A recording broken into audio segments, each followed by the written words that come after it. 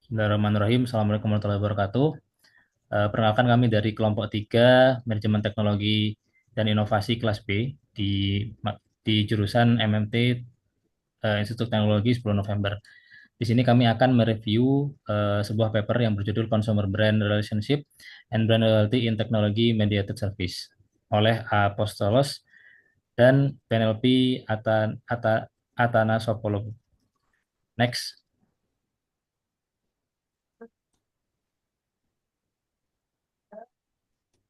Baik, untuk konten di sini ada 6 konten yang akan kami review. Yang pertama dari introduction di paper ini, kemudian conceptual background and research hypothesis, kemudian research methodology dari paper ini, kemudian empirical result, yang kelima theoretical dan managerial implication, yang keenam limitation and suggestion for food research. Next. Oke, untuk introduction di sini ada 6 bagian yang kita review ya. Jadi dari keseluruhan paper ini ada 6 secara garis besar, yaitu di latar belakang, kemudian tujuan penelitian, metode penelitian, hasil penelitian, implikasi teoritis dan manajerial, dan yang terakhir adalah keterbatasan, serta kita tambahkan juga saran dari kami sebagai reviewer. Untuk latar belakang di sini ada 3, yaitu layanan broadband tetap menjadi semakin penting dalam kehidupan sehari-hari. Yang kedua, kepuasan pelanggan terhadap pelayanan broadband tetap menurun. Yang ketiga, persaingan yang ketat antar penyedia layanan. Nah, untuk tujuan penelitian di sini ada 2, yaitu yang pertama, mengetahui pengaruh kualitas hubungan merek terhadap kesetiaan merek dan industri layanan broadband tetap. Yang kedua, menyelidiki hubungan antara kepercayaan merek, kepuasan merek, komitmen efektif, dan berbagai indikator kesetiaan merek, yaitu niat pembelian ulang, rekomendasi positif, dan toleransi harga. Untuk metode penelitian di sini ada 3. Yang pertama, menggunakan paradigma komitmen merek untuk mengusulkan dan menguji secara empiris model yang menunjukkan pengaruh dimensi hubungan merek, kognitif, dan efektif terhadap kesetiaan merek. Yang kedua, penggunaan model untuk kepercayaan merek dan kepuasan merek sebagai dimensi kognitif dan komitmen efektif sebagai dimensi efektif hubungan merek. Yang ketiga, menyelidiki dampak relatif terhadap 3 indikator kesetiaan merek layanan, yaitu niat pembelian ulang, rekomendasi positif, dan toleransi harga. Untuk hasil penelitian di sini didapatkan 3 hasil, yaitu yang pertama, menunjukkan bahwa kepercayaan merek, kepuasan merek, dan komitmen efektif memiliki pengaruh yang signifikan terhadap kesetiaan merek. Yang kedua, komitmen efektif memiliki dampak yang lebih besar pada kesetiaan merek dibandingkan dengan kepercayaan merek dan kepuasan merek. Yang ketiga, dimensi hubungan merek tersebut memiliki pengaruh yang saling terkait dan saling memperkuat. Kemudian untuk implikasi teoritis dan manajerial di sini ada 3, yaitu yang pertama, penelitian ini memberikan kontribusi terhadap pemahaman tentang hubungan antara kualitas hubungan merek dengan kesetiaan merek dan industri layanan broadband tetap. Yang kedua, hasil penelitian ini dapat digunakan oleh penyedia layanan broadband tetap untuk mengembangkan strategi pemasaran yang lebih efektif untuk meningkatkan kesetiaan pelanggan. Yang ketiga, penyedia layanan dapat fokus pada membangun kepercayaan merek, meningkatkan kepuasan pelanggan, dan mengembangkan komitmen efektif pelanggan. Kemudian keterbatasan dan saran reviewer di sini, yang pertama, untuk keterbatasan, penelitian ini hanya dilakukan di Yunani. Yang kedua, penelitian ini selanjutnya dapat dilakukan di negara atau wilayah lain. Kemudian yang ketiga, penelitian selanjutnya dapat mempertimbangkan faktor-faktor lain yang dapat mempengaruhi hubungan antara kualitas hubungan merek dan kesetiaan merek. Next. Nah, masuk ke bagian kedua yaitu conceptual background and research hypothesis. Jadi di sini kita akan dijelaskan terkait paradigma hubungan customer dengan merek. Nah, untuk teori utamanya yang diusulkan itu total ada 3, yaitu paradigma kualitas hubungan merek atau BRQ, kemudian ada paradigma cinta merek, dan paradigma komitmen merek, di mana BRQ ini dianggap sebagai konstruk tingkat tinggi yang mencerminkan kualitas mitra, ketergantungan, keintiman, komitmen, dan juga koneksi. Kemudian kedua, paradigma cinta merek adalah cara customer berhubungan dengan merek yang dijelaskan oleh cinta yang bergairah, keterikatan emosional, dan keterhubungan antara customer itu dengan merek. Dan di situ juga dijelaskan dari Carroll dan Ahuvia. Kemudian yang terakhir adalah paradigma komitmen merek, di mana komitmen hubungan memediasi efek ketergantungan, yaitu kepuasan merek, dan dimensi sosial komunal, yaitu kepercayaan merek, dari hubungan customer dan merek tersebut. Nah, di sini juga dijelaskan teori hubungan interpersonal yang memanfaatkan teori komitmen kepercayaan untuk menyelidiki pengaruh persepsi pelanggan terkait sebuah hubungan antara customer dan merek. Setelah itu juga ditawarkan manfaat fungsional emosional yang bertujuan untuk menciptakan pengalaman yang unik dan menyenangkan bagi customer. Dan di situ ada pendapat bahwa hubungan customer merek ini ada dua jenis dimensi, yaitu kognitif dan afektif, di mana keduanya mempengaruhi terkait loyalitas merek. Nah, berdasarkan pernyataan ini, paradigma komitmen merek ini tampaknya merupakan kerangka kerja yang cocok untuk menyelidiki pengaruh dimensi kognitif dan afektif, yang juga ada hubungannya dengan merek terhadap kinerja merek seperti itu. Tapi setelah lebih spesifiknya lagi, untuk bagian PRQ tadi itu tidak menyelidiki bagaimana dimensi kognitif dan afektif ini ada hubungan nih terkait customer dengan merek. Sehingga untuk studi ini akhirnya menggunakan paradigma komitmen merek karena dia memiliki pengaruh dimensi kognitif, yaitu terkait kepercayaan merek dan kepuasan merek, dan juga untuk bagian efektif, jadi untuk komitmen merek dari hubungan customer dan merek tersebut. Nah, kemudian dari conceptual background tadi, akhirnya research hipotesis dikembangkan menjadi dua bagian yang penting, yaitu brand loyalty, yaitu keloyalan merek, dan juga trust, kepercayaan. Di mana brand loyalty ini mencakup beberapa hal, yaitu kesetiaan customer terhadap merek tertentu, terlepas dari aktivitas dari kompetitor. Kemudian kedua, bagian dari konsep brand equity itu sendiri, kemudian keberhasilan merek tersebut, kemudian ada juga attitude dan behavior terkait baik customer maupun merek, kemudian uh, attitude terkait customer untuk loyalitasnya mereka. Jadi seperti ketika mereka ada niatan untuk di-purchase, kemudian mereka merekomendasikan merek tersebut kepada orang lain, dan juga terkait toleransi harga terhadap merek tersebut. Kemudian ada juga poin kedua, yaitu tentang trust atau kepercayaan, di mana di sini menjelaskan beberapa poin juga, mulai dari karakteristik merek yang menginspirasi kepercayaan customer, kemudian yang tadi sudah disebutkan terkait sub dua dimensi, yaitu kognitif dan afektif, yang dimana kognitif ini mencakup reliabilitas, konsistensi, kompetensi, dan prediksi, kemudian yang efektif itu lebih ke integritas, kejujuran, dan kebajikan. Kemudian ada juga poin pentingnya meningkatkan loyalty, kemudian meningkatkan penggunaan layanan dan rekomendasi, mengurangi resiko yang dirasakan customer, dan meningkatkan toleransi customer terhadap kenaikan harga. Baik, Lanjut selanjutnya oleh Mas terkait Ilman. riset metodologi dari paper ini. Jadi dilakukan dengan tiga tahapan, yaitu yang pertama pengumpulan data, kemudian setting skala pengukuran, yang terakhir analisa data. Nah, untuk pengumpulan data di sini dilakukan distribusi kepada 800 konsumen, di mana 270 di setiap pusat pembelanjaan selama kuartal pertama tahun 2014.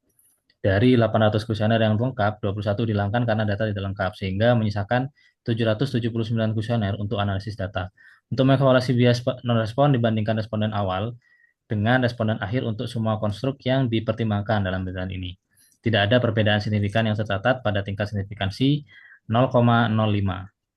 Kemudian untuk skala pengukuran, di sini skala yang digunakan untuk mengoperasionalkan konsep-konsep model yang diusulkan diadopsi dari berbagai sumber untuk menyesuaikan penelitian. Jadi di sini ada beberapa sumber dari kompetensi, integritas, kebijakan yang diadopsi dari McKnight tahun 2022. Kemudian untuk komitmen diukur dengan menggunakan skala yang diusulkan oleh Portnik dan Han di tahun 2011. Akhirnya skala yang diusulkan oleh eh, Sanchez Franco 2009 digunakan untuk mengukur kepuasan merek dan loyalitas merek, di mana yang terakhir terdiri dari tiga dimensi utama, yaitu niat, repurchase atau niat pembelian ulang, rekomendasi positif, dan toleransi harga. Semua item diukur pada skala 7 poin dari 1 sangat tidak setuju hingga 7 sangat setuju.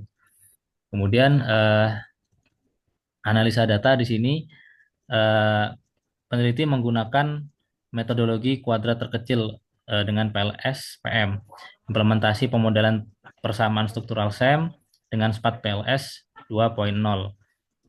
Digunakan untuk memeriksa validitas model ini dan menguji hipotesis yang dilakukan. PLSPM dipilih dibandingkan SEM berbasis variansi karena identifikasi statistik dengan model formatif sulit untuk metodologi SEM berbasis kovariansi. Sedangkan PLS memungkinkan pengujian hipotesis secara simultan sambil memungkinkan penggunaan konstruk reflektif dan formatif. Next. Nah, kemudian berikut tabel 1 menggambarkan hasil dari pengujian dengan metode statistik. Nah, di sini apa saja yang diukur? Yang pertama ada variabel laten. Nah, variabel laten di sini berisikan apa saja? Yang pertama integrity benevolence atau kebaikan dan integritas yang dirasakan konsumen terhadap suatu merek. Yang kedua competence atau kemampuan atau kompetensi yang dimiliki suatu merek. Yang ketiga satisfaction yakni berupa kepuasan konsumen terhadap suatu produk atau layanan. Kemudian komitmen, eh, yaitu komitmen konsumen terhadap suatu merek. Kemudian repurchase intention atau niatan konsumen untuk membeli kembali produk tersebut. Kemudian positive recommendation atau kecenderungan konsumen untuk merekomendasikan produk kepada orang lain. Dan yang terakhir price tolerance, yakni tingkat toleransi konsumen terhadap harga produk. Untuk item di sini pertanyaan atau spesifikasi spesifik yang digunakan untuk mengukur variabel laten. Misalnya, untuk mengukur integrity benevolence, mungkin ada pertanyaan seperti saya percaya bahwa merek ini selalu jujur dalam menjalankan bisnisnya. Seperti itu. Next. Baik, untuk statistik deskriptif yang dihasilkan di sini yaitu yang pertama berupa MV atau min, yakni rata-rata jawaban responden untuk setiap item. Yang kedua, standard deviation atau SD, yakni tingkat kesebaran jawaban responden dari rata-rata. Kemudian untuk statistik reliabilitas dan validitas, di sini yang pertama yaitu standar loading atau beban faktor standar, menunjukkan seberapa kuat setiap item mengukur variabel latennya. Semakin tinggi nilainya, semakin baik item tersebut mewakili variabel latennya. Kemudian yang kedua, Cronspach alpha atau indeks reliabilitas internal, menunjukkan seberapa konsisten item-item dalam mengukur variabel laten. Nilai umumnya diterima adalah di atas 0,7. Kemudian CR atau Composite Reliability. Ini adalah indeks reliabilitas komposit, mirip dengan Cronspach alpha. Dan yang terakhir adalah AVE atau Average Variance Extracted. Ini rata-rata variance yang dijelaskan oleh variabel laten. Next. Kemudian dari tabel ini menunjukkan bahwa semua variabel laten memiliki reliabilitas yang baik atau Cronspach alpha dan CR di atas 0,7. Artinya, item-item yang digunakan untuk mengukur variabel tersebut konsisten. Yang kedua, beban faktor standar untuk setiap item umumnya tinggi, menunjukkan bahwa item-item tersebut memang mengukur variabel laten yang dimaksud. Yang ketiga, rata-rata MV atau MV untuk setiap item bervariasi, tergantung pada skala jawaban dan sifat item tersebut. Kemudian tabel selanjutnya akan memberikan informasi mengenai hubungan antara variabel laten yang telah dijelaskan pada tabel 1 ini dengan angka-angka yang tertera dalam tabel menunjukkan tingkat korelasi antara satu konstruk dengan konstruk lainnya.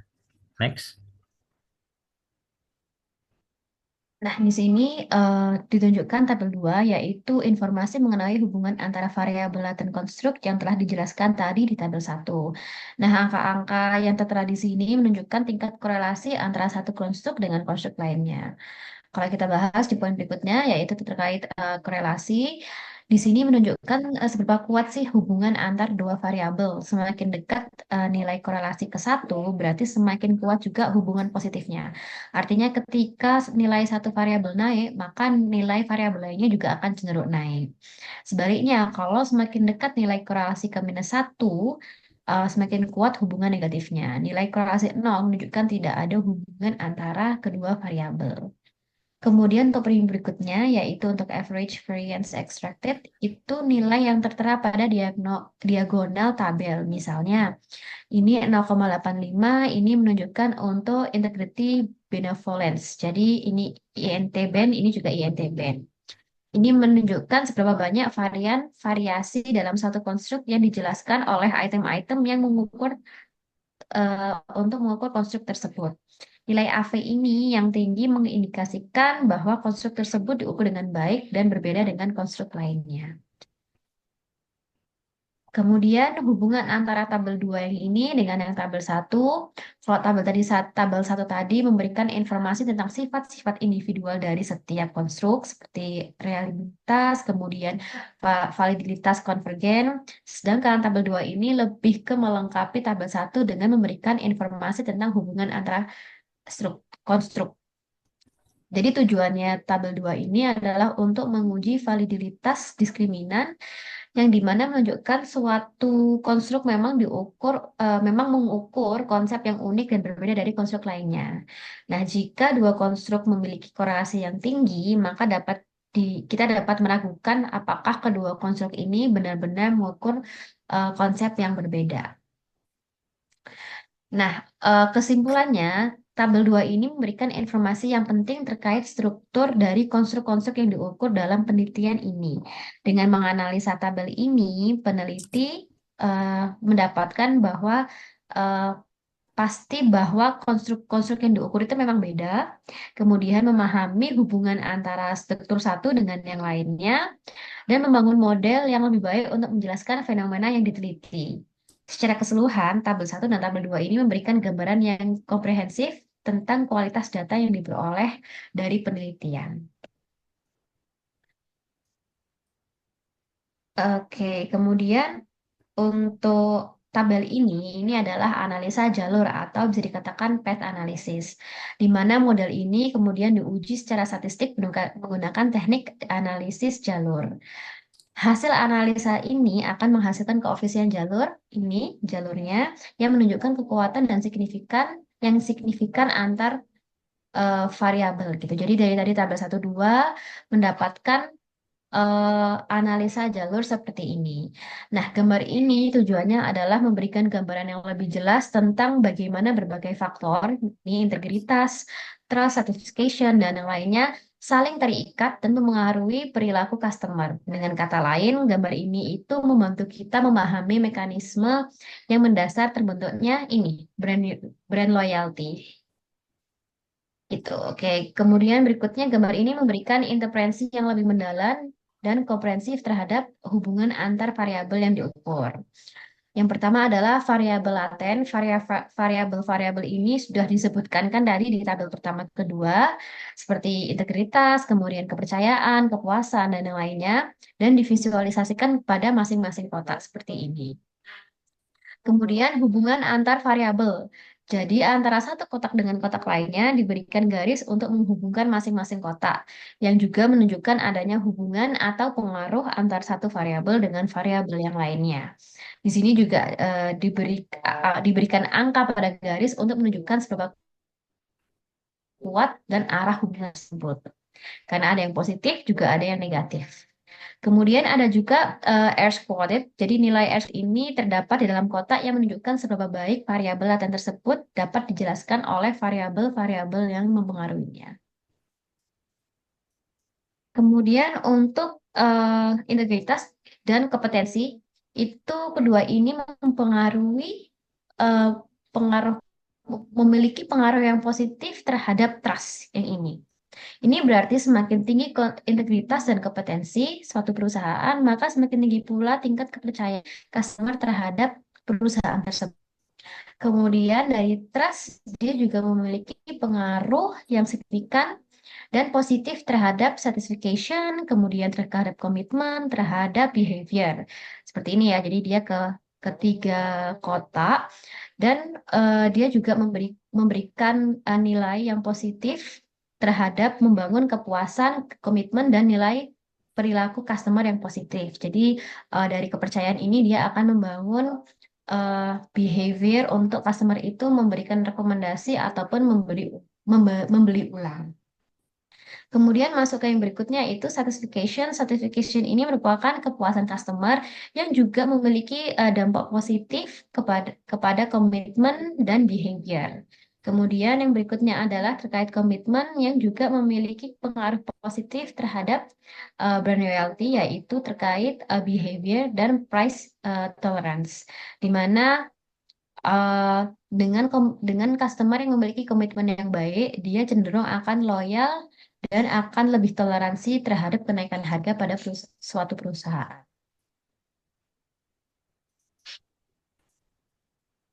Silakan Baik, dilanjutkan, Mas Ilman.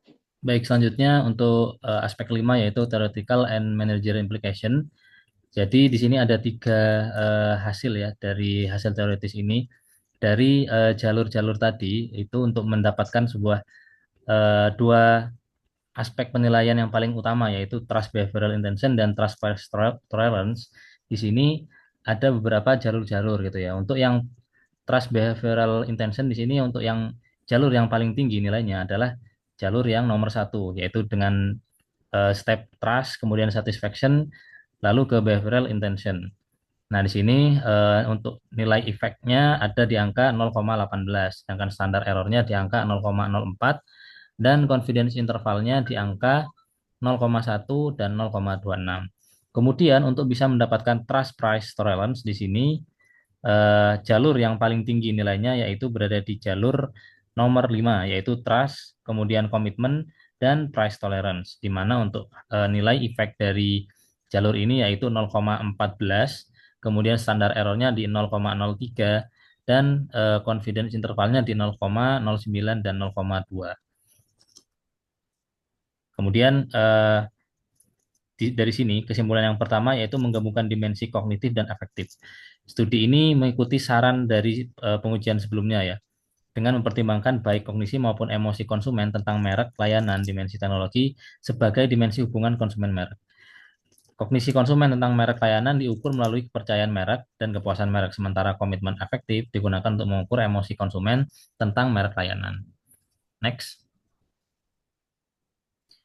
Dan kesimpulan yang kedua yaitu validasi pengaruh berbeda dari kepercayaan, kepuasan, dan komitmen terhadap indikator loyalitas. Bundle ini memvalidasi dampak berbeda dari kepercayaan, kepuasan, dan komitmen terhadap tiga indikator loyalitas merek, yaitu niat pembelian ulang, rekomendasi positif, dan toleransi harga. Next. Kemudian kesimpulan yang ketiga yaitu peran mediasi komitmen efektif.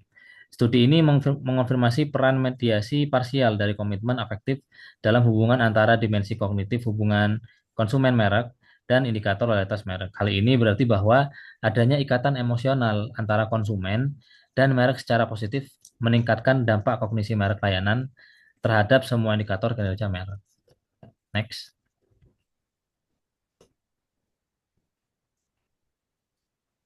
Oke. Oke, dari kesimpulan di teoritis dan manajer implication di sini dapat disimpulkan bahwa dari sudut pandang praktis, temuan menunjukkan bahwa aktivitas pengembangan merek yang berorientasi pada konsumen meningkatkan persepsi konsumen tentang kompetensi, integritas, dan kebijakan penyedia layanan internet. Persepsi ini harus diubah secara efisien menjadi kepuasan merek, komitmen merek, dan loyalitas merek. Untuk mencapai hal ini, penyedia layanan internet harus menggunakan pendekatan CRM klasik. Misalnya kebijakan komunikasi pelanggan, layanan purna jual, proses penanganan keluhan, dan kontemporer, misalnya alat interaktif berbasis web, otomatisasi layanan, otomatisasi tenaga kerja, untuk dapat membangun dan mengembangkan budaya yang berorientasi pada hubungan dalam bisnis kerja. Kemudian sebagai hasilnya aktivitas tersebut akan membantu penyedia layanan internet broadband tetap untuk meningkatkan basis pelanggan mereka dengan mengurangi tingkat atritio, membatasi kebocoran pendapatan dari pelanggan yang hilang dan menurunkan biaya untuk memperoleh pelanggan baru. Akhirnya, karena pengaruh resesi ekonomi dan meningkatnya persaingan, perhatian khusus harus diberikan pada sensitivitas harga pelanggan. Ketika penyedia memiliki hubungan konsumen merek yang kuat, dalam hal komitmen dan loyalitas, pelanggan akan mengabaikan kemungkinan harga yang lebih tinggi demi kinerja keseluruhan hubungan penyedia layanan mereka. Namun hasil menunjukkan bahwa kepercayaan itu sendiri tidak secara langsung mempengaruhi toleransi harga. Nah, artinya di sini jika pelanggan hanya mempercayai penyedia, mereka tidak akan selalu menurunkan sensitivitas harga mereka. Toleransi harga meningkat hanya ketika kepercayaan mengarah pada kepuasan utama. Dan kemudian niat perilaku positif komitmen. Temuan ini sesuai dengan penelitian sebelumnya tentang kualitas hubungan di mana dimensi kepercayaan, kepuasan, dan komitmen digunakan untuk mengoperasionalkan kualitas hubungan tingkat tinggi. Hal ini juga terlihat pada efek mediasi serial yang terbukti signifikan. Kepercayaan secara signifikan mempengaruhi baik niat perilaku maupun toleransi harga melalui kepuasan dan komitmen. Next. Kemudian masuk ke poin berikutnya yaitu tentang limitation and suggestions for further research. Jadi pada paper tersebut juga memberikan limitation dan suggestions terkait penelitian ini sendiri. Yaitu meski penelitian ini memiliki temuan yang signifikan, tapi dia juga memiliki beberapa keterbatasan. Bahwa yang pertama, ini merupakan studi cross-sectional sehingga tidak memungkinkan untuk mempertimbangkan perubahan temporal dalam struktur penelitian. Studi longitudinal ini tentang subjek diperlukan untuk mengklarifikasi efek perubahan temporal. Kemudian yang kedua, penggunaan metode ini merupakan metode pengambilan sampel non-probabilitas, di mana tidak tidak memastikan generasi secara eh, hasil sorry tidak memastikan generalisasi penuh hasil. Jadi model yang diusulkan dapat digunakan pada penelitian lebih lanjut untuk menggunakan pendekatan pengambilan sampel acak yang akan menghasilkan sampel yang lebih representatif dari populasi yang diselidiki. Selain itu, penelitian ini masa depan dapat memasukkan variabel lain ke dalam kerangka kerja yang diusulkan untuk meningkatkan kinerja prediksinya dan memberikan pemahaman yang lebih baik tentang proses pengambilan keputusan pelanggan. Semisal, studi di masa depan dapat menyelidiki efek nilai merek yang dirasakan, biaya beralih positif dan negatif, komitmen kalkulatif, dan daya tarik penawaran pesaing pada loyalitas merek, dan kemungkinan efek moderasi dari lamanya hubungan customer merek tersebut. Kemudian dari review paper ini dari kami berdua sebagai reviewer memberikan beberapa saran untuk mengatasi masalah yang tadi telah disebutkan.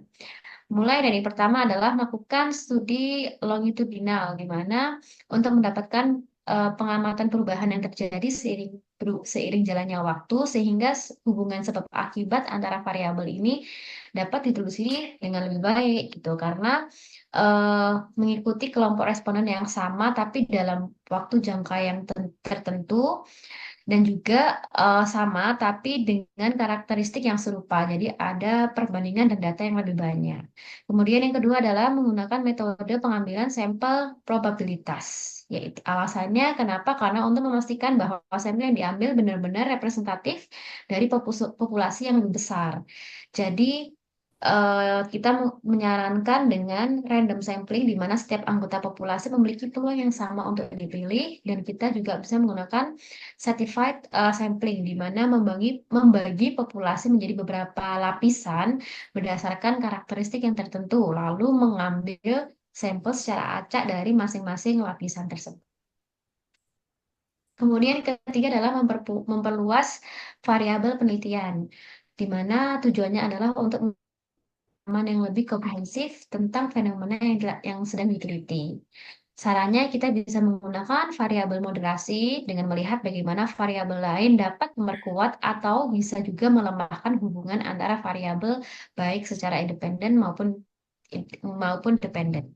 Kemudian kita juga bisa melibatkan variabel mediasi dengan melihat mekanisme di balik hubungan antara variabel independen dan dependen. Kemudian yang keempat, kita dapat juga memperhatikan konteks penelitian. Dalam artian, setiap konteks memiliki karakteristik yang unik yang dapat mempengaruhi hasil penelitian. Di sini kita ada saran untuk menggunakan studi komparatif di mana membandingkan hasil penelitian dengan studi serupa di konteks yang berbeda. Kemudian bisa juga dengan studi kasus di mana menganalisa secara mendalam kasus-kasus spesifik untuk mendapatkan pemahaman yang lebih banyak, yang lebih kaya.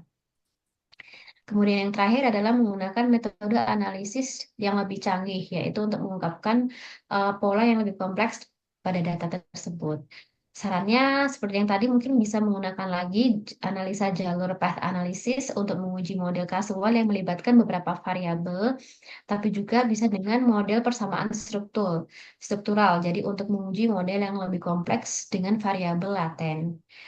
Di mana secara overall saran kami adalah dengan meningkatkan ukuran sampel. Jadi semakin besar ukuran sampel, semakin tinggi tingkat kepercayaan dalam generalisasi hasil.